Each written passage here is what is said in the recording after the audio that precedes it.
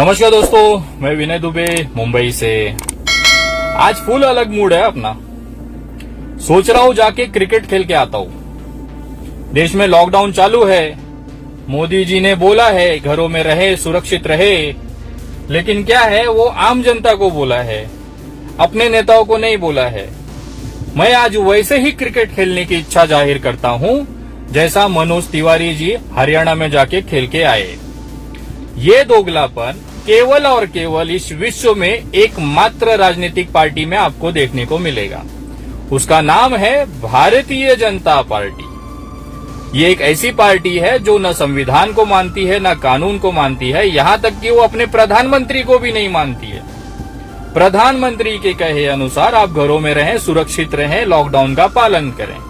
लेकिन मनोज तिवारी जी जो हमारे पूज्यनीय माननीय मंत्री जी सांसद रह चुके हैं, वो खुलेआम प्रधानमंत्री जी के मुंह पे करके जाते हैं। हरियाणा में मस्त क्रिकेट खेलते हैं, गाना गाते हैं, उनके लिए एक रेड कारपेट बिछाया जाता है। क्यों पता है? क्योंकि वो भारतीय जनता पार्टी के नेता। यही अगर एक मजदूर अपने परिवार से मिलने के लिए एक राज्य से दूसरे राज्य जाने की कोशिश भर करे, उसको ले दनादन लाठियां पड़ती हैं। क्यों पड़ती है? क्योंकि वो आम जनता है।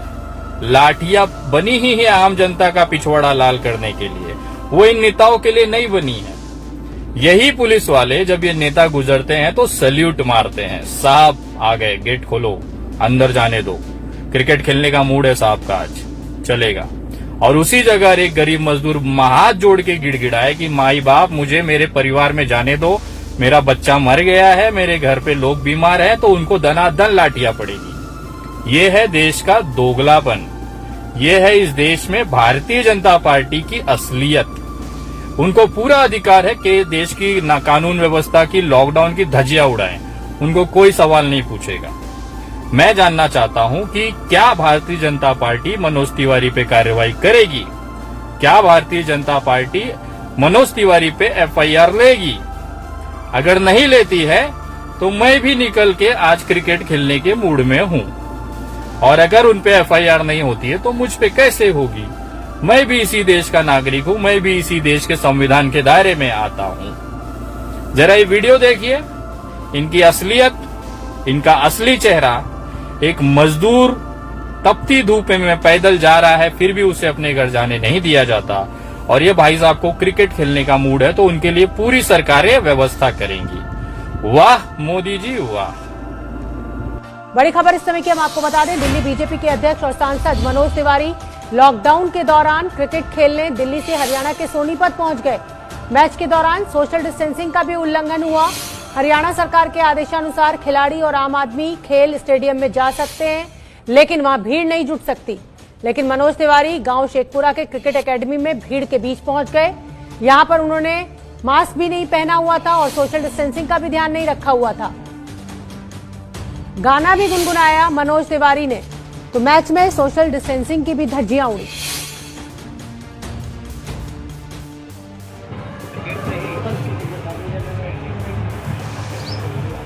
ये तस्वीरें हम आपको दिखा रहे हैं। दिल्ली बीजेपी अध्यक्ष मनोज तिवारी इस समय हरियाणा पहुंचे हुए हैं, सोनीपत स्टेडियम में। मास्क भी उन्होंने नहीं लगा रखा है। और मुझे हैरानी इस बात की हो रही है कि हरियाणा सरकार ने वैसे तो अपने बॉर्डर्स को सील किया हुआ है, नौकरी पेशा लोगों को बॉर्डर पार नहीं करने दिया जा रहा है। ना डॉक्टर्स दिल्ली से हरियाणा जा पा रहे हैं, ना हरियाणा से कोई दिल्ली आ पा रहा है।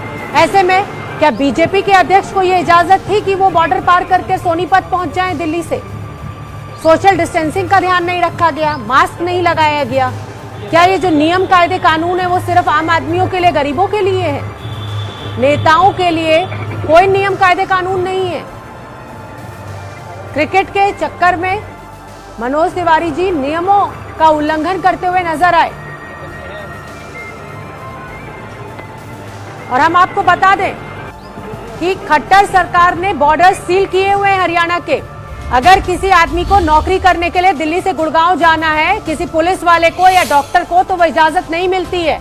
लेकिन क्रिकेट खेलने के लिए बीजेपी के दिल्ली अध्यक्ष मनोज तिवारी को इजाजत मिल गई। अरे ये तो कुछ भी नहीं है। हमारे महाराष्ट्र में पूरी की पूरी भारतीय जनता पार्टी के कार्यकर्ता नेता सड़कों पे आके हाथ में बैनर लेके बिना मास्क लगाए पार्टी का झंडा हाथ में लेके महाराष्ट्र बचाओ आंदोलन करते हैं। उनका कहना है कि महाराष्ट्र में दुर्गति हुई है लोगों की, जिसके लिए आवाज उठाना जरूरी है और घरों से बाहर निकल के प्रदर्शन करने पे उतारू हो गए। छोटे छोटे बच्चों को प्रदर्शन में लाके खड़ा कर दिया गया, गेटों के बाहर, घरों के बाहर। मैं जानना चाहता हूं महाराष्ट्र शासन से, क्या इनके ऊपर 188 धारा, 269, 270, महामारी एक्ट, ये सब लगेगा क्या? क्या ये सब धाराएं केवल विनय दुबे के लिए है? उस विनय दुबे के लिए जो मजदूरों के हक की बात करता है, जो मजदूरों को अपने घर पहुंचाने की बात करता है। विनय दुबे पे इसके लिए लगेगा क्योंकि वो साधारण परिवार का एक ऑटो चालक का ड्राइवर का लड़का है। क्या मैं जानना चाहता हूं कि महाराष्ट्र सरकार भारतीय जनता पार्टी के उन नेताओं और कार्यकर्ताओं पे महामारी एक्ट और महाराष्ट्र के अंदर लॉकडाउन तोड़ने का एफआईआर दर्ज करेगा क्या? ये देखिए प्रूफ किस तरह से महाराष्ट्र में लॉकडाउन की धज्जियां भारतीय जनता पार्टी ने उड़ाई और उनके ऊपर अभी तक कार्रवाई या एफआईआर क्यों नहीं हुई है। ये वीडियो देखें। बनाकर महाराष्ट्र बीजेपी ने आज राज्य भर में आंदोलन किया। बीजेपी नेता और कार्यकर्ताओं ने अपने अपने इलाकों में घरों और बीजेपी दफ्तरों के सामने काली पट्टी और हाथों में तख्ती लेकर निषेध किया। पार्टी पर लॉकडाउन। विनय दुबे अगर मजदूरों से कहे कि भाई अपने घर चलने की तैयारी करो, आपका पेट नहीं भर रहा है, परिवार के बीच जाना है, इस आह्वान पे मजदूरों की असलियत जो थी उसे दिखाने के लिए इस आह्वान पे मुझे उठा के जेल में डाल दिया जाता है। लेकिन भारतीय जनता पार्टी के लोग अपने कार्यालय खोल के बैठे हुए हैं, अपने कार्यालय में कार्यकर्ताओं को बुलाते हैं, वहां पे उनको हाथ में बैनर पोस्टर देते हैं, झंडा पकड़ाते हैं और रास्ते पे खड़े होकर आंदोलन करते हैं।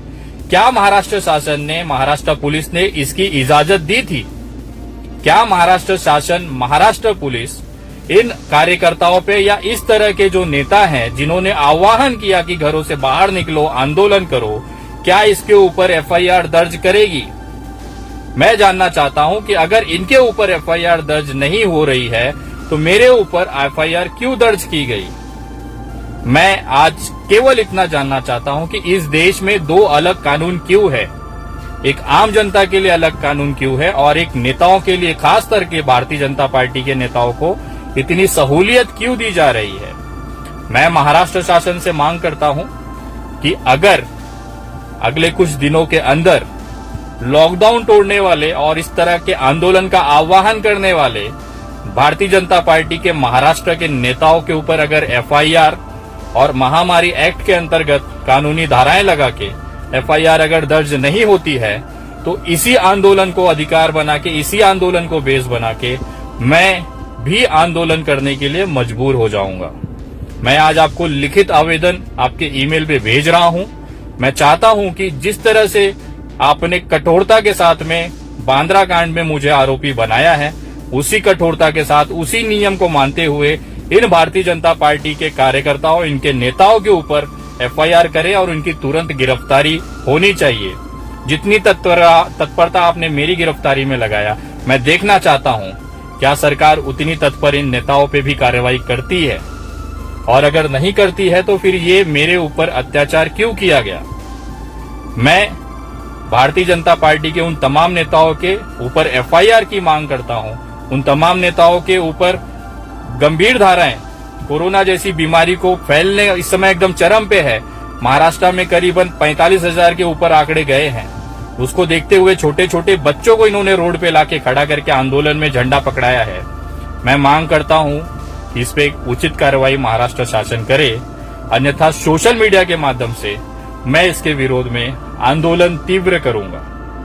और ये मैं इसके लिए कहता हूं क्योंकि मैंने नियम तोड़े थे, मैंने आह्वान किया था जिसके ऊपर मुझे कानूनी धाराओं में कार्रवाई हुई, तो इन पे यही चीजें ये कर रहे हैं तो इनके ऊपर एफआईआर और कानूनी धाराओं में गिरफ्तारियां क्यों नहीं हो रही है?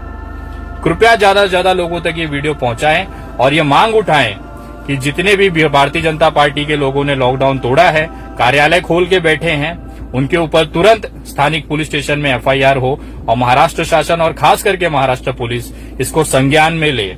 और अगर आपको एक आवेदक चाहिए तो मैं इस गिरफ्तारियों के लिए एप्लीकेंट बनने को तैयार हूं।